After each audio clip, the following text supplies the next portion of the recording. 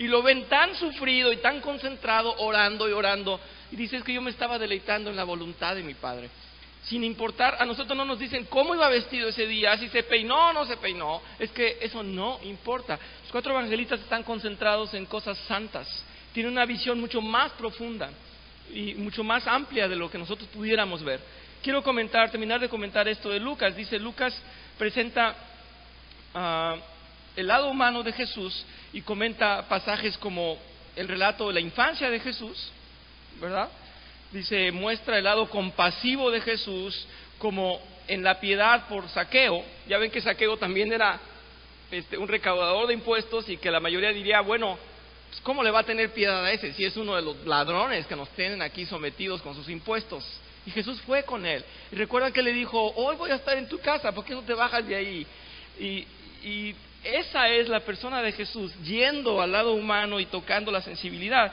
Dice, su preocupación por las viudas y desvalidos, además de que integra a Marta y María en una época en la que las mujeres no eran tomadas en cuenta. Para que Jesús vaya a la casa de Marta y María y les dedique una tarde, o les dedique mucho tiempo, eso es impresionante. ¿Cómo Lucas se atreve a escribir de mujeres? ¿Qué importan las mujeres? Bueno, pues Lucas dice: no, este es un lado que ustedes tienen que conocer, y lo escribió. Y quiero darles un ejemplo de esta sensibilidad mostrada en Lucas. Si quieren leer en Lucas 7, se los voy a leer en mi versión, la versión que yo tengo, debe ser la Nueva Internacional. Y versículos 12 al 16. Vean este milagro, y dice: cuando ya se acercaba a las puertas del pueblo, vio que sacaban de ahí a un muerto, hijo único de una madre viuda.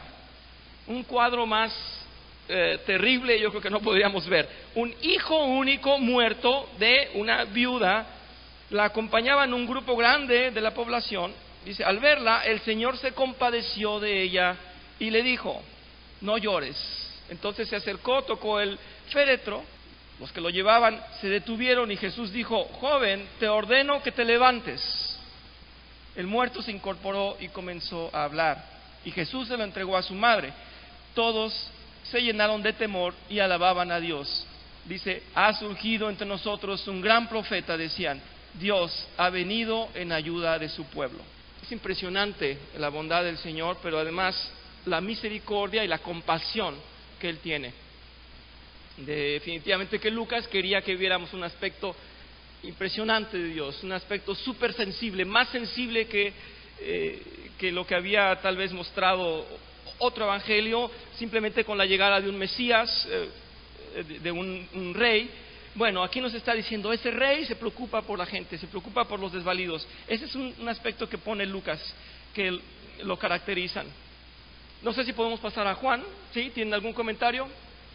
No, vamos a leer un poquito acerca de Juan, de Lucas. Muy bien, gracias, pastor. Entonces vamos a hablar un poquito acerca del libro del Evangelio de Juan. Dice: el cuarto evangelio es el de Juan, que no sigue el esquema de los sinópticos. Ya había yo dicho esto para quienes van llegando. Los sinópticos son los 3 primeros, que son Mateo, Marcos y Lucas. Coinciden en muchos de los eventos narrados, coinciden. Entonces decimos sinópticos porque tienen la misma visión, vieron las mismas cosas. Bien, pues Juan no es así. Dispone de fuentes propias, ya que todo su evangelio es un compendio de la vivencia al lado de Jesucristo, ¿verdad? Al lado del Maestro. Juan verdaderamente estaba ahí y él decía: así sucedió. Entonces, en mi ejemplo, vuelvo a mi ejemplo en principio, la analogía esta que decía yo: ¿quién nos puede hablar de un evento si no estuvo ahí? Bueno, puede tener buenas fuentes, pero el que estuvo ahí nos va a decir más detalles y va a decir: no, aquí hay una variante, yo vi que esto es así. Rápidamente, solamente para descansar yo, y tal vez no les agrade mucho, pero hace muchos años yo vivía a unas 2 cuadras de mis abuelos. Hace muchos años, entonces, yo tenía 10 años o algo así. Yo iba a la escuela temprano, 7:30 de la mañana, y veo, para atravesarme una avenida, volteo y veo cómo chocan dos camiones, el camión de la basura y un camión urbano, y yo veo el accidente. Pero me fui a la escuela, y cuando regreso le digo a mi abuelo: ¿viste el accidente de la mañana?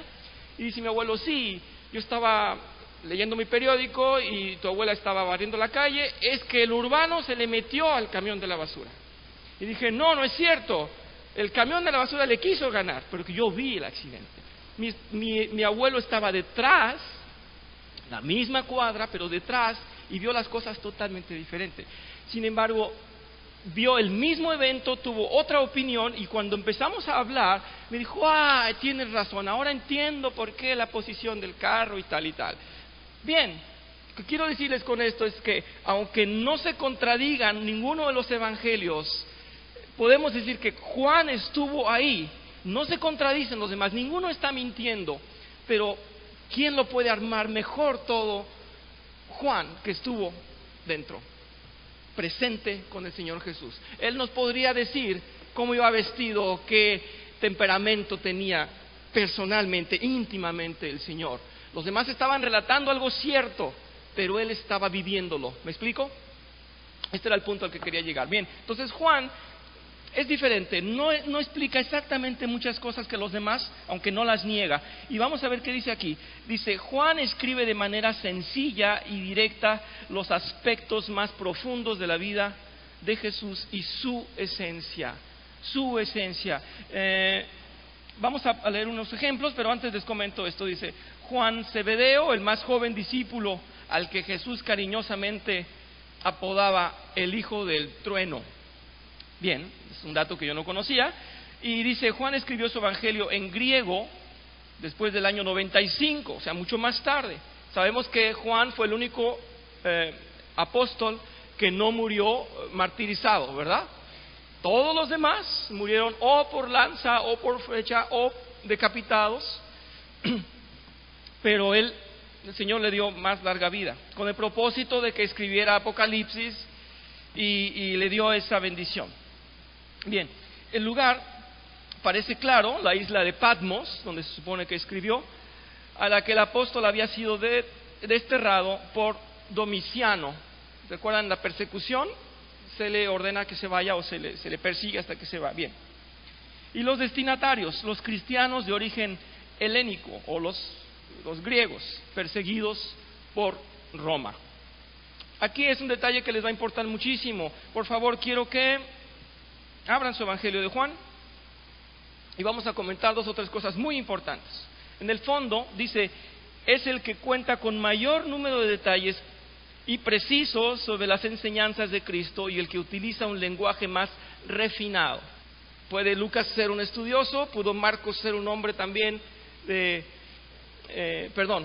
pudo Mateo ser un hombre de escritura, de conocimientos, pero Juan es más refinado en el sentido santo, en cómo habla los detalles acerca de Cristo.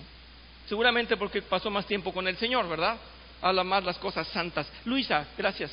Helénicos, estamos hablando de los griegos. Sabemos que en Palestina, sabemos que en lo que era la tierra prometida, había pueblos de diferentes lugares, seguramente a conquistar, seguramente a vender, a negociar, a instalar ahí sus pueblos, pero estos helénicos entonces eran griegos, ¿sí? El pueblo para el que escribió Mateo fue exclusivamente los judíos, o sea, los que estaban en Jerusalén, estaba destinado hacia ellos esos escritos, y él estaba más hacia los griegos. Juan, gracias. Vamos a hablar de esto que les quería decir. Dice, desde que inicia el Evangelio nos presenta la profundidad y la riqueza. En este Evangelio se nos enseña que Cristo es Hijo de Dios y muy claramente nos dice que Él es el camino, la verdad y la vida. ¿Ven cómo Juan empieza? ¿Recuerdan cómo empieza el Evangelio de Juan? Es monumental. ¿Cómo empieza? En el principio el verbo era Dios, o estaba con Dios, el verbo era Dios, ¿verdad? Y luego dice, las tinieblas no prevalecieron. Nos está hablando Dios, ¿verdad? Presenta a su Hijo y este Hijo estuvo siempre con Él. Las cosas fueron hechas por Él. Es muy complejo, tiene mucha riqueza teológica el Evangelio de Juan. Vamos a leer algo que me gustó muchísimo. Vean en Juan 6:35. ¿Alguien quiere leer Juan 6:35? Primeros 2-3 líneas, por favor.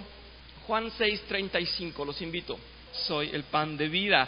Vamos a ver en Juan 8:12, si alguien lo tiene. Quien lo tenga, con mucho gusto. Ahora sí, Luisa. Perdón, Rocío. Muy bien, dice, yo soy la luz del mundo, el que me sigue no andará en tinieblas. No sé si alguien tenga ahora el 9:5, perdón, el 8:58, ya que estamos en el 8:58. Ciertamente les aseguro que antes de que Abraham naciera, yo soy. Quiero ir entonces ahora sí al 9:5, dice el Señor, yo soy la luz. En Mateo, perdón, discúlpeme, en Juan 10, del 7 al 9 dice, yo soy la puerta. En el 11:25 dice, yo soy la resurrección de la vida. En el 14:6 dice, yo soy el camino, la verdad y la vida. En el 15:1 dice, yo soy la vida eterna. Me regreso al Juan 8:58. Simplemente, Jesús dice lo que había dicho Jehová, yo soy. Nadie más había dicho, yo soy. Eso lo había dicho Jehová, ¿recuerdan? Yo soy. Es que esto cambia la visión. Pudo haber cualquier cantidad de filósofos, de seres iluminados que dice hoy el mundo, es que Buda, es que Mahatma Gandhi, es que no. Mahatma Gandhi murió diciendo, sigan buscando la verdad. Y dice Jesús, yo soy. El Evangelio de Juan es mucho más profundo en la esencia teológica. No descalifica, no hace menos a ninguno de los demás. Son necesarios los otros tres para comprender quién era esta persona de Jesús. Desde su genealogía, como dice Mateo, desde su nacimiento, como dice Lucas, y su bondad, su generosidad, también como lo presenta Marcos, pero sobre todo, como lo dice Juan, Él es el camino, la verdad y la vida. Entonces necesitamos de los 4 evangelios. Si alguien de ustedes, hermanos, se conformó con leer uno de los 4, lea por favor los 4. Es un solo evangelio hecho en 4 partes. Lea por favor los 4 evangelios. Bien, estamos analizando la veracidad y la esencia de los 4 evangelios. Esperamos continuar, hay mucho de qué hablar todavía en las siguientes al menos 2 semanas, si el Señor nos lo permite. No sé si hay dudas. Gracias, hermano Jorge, díganos. Por una parte dice él que bueno, no debemos pensar que hay alguna escritura que no está escrita por hombres. Claro que alguien tenía que escribir, o los hombres escribieron, pero en este caso la inspiración no es como la de cualquier otro escritor. No es una inspiración humana, sino que la inspiración de los escritores de la Biblia es inspiración divina. Esa es la primera aportación. La segunda nos pregunta por qué le llamamos Marcos y no Juan Marcos, como era su nombre. No lo sé, yo pienso que para identificarlo del otro Juan, no lo sé. Yo alguna vez estaba hablando de las cartas de Pedro y les decía que Pedro se llamaba Simón Bar. Bueno, Dios le quitó el Bar y le dejó el Simón, pero luego le dijo, tú serás Pedro. Y al parecer, en realidad, Simón y Pedro es lo mismo, salvo que en idiomas diferentes. Sin embargo, no lo sé. Yo sé que a todos el Señor como que le gusta cambiarnos los nombres, y eso lo ha demostrado desde un principio. A Abraham le dijo, no, yo no quiero que te llames nomás Abraham, sino Abraham. Y entonces, tal vez puede ser una de las razones. En mi pensar, yo creo que a Marcos se le dio más bien su nombre de Marcos y no Juan, para no confundirlo. Pero es una opinión muy humilde, muy personal. Vayan ustedes a saber. Si han leído Apocalipsis, se dan cuenta que el Señor nos cambia el nombre. Juan está ahí, toma una piedrita y es todo tienen que leer Apocalipsis. Muy bien, y nos revela nuestro real nombre. Muy bien, no puedo yo hablar más que estos comentarios. Sí, yo creo que es impresionante que Dios tenga tantas coincidencias para demostrarnos no pudo haber error. Tenemos 4 evangelios y ahí están plasmados. Vamos a seguir hablando de esto si Dios nos lo permite. Vamos a cerrar el día de hoy, ¿les parece?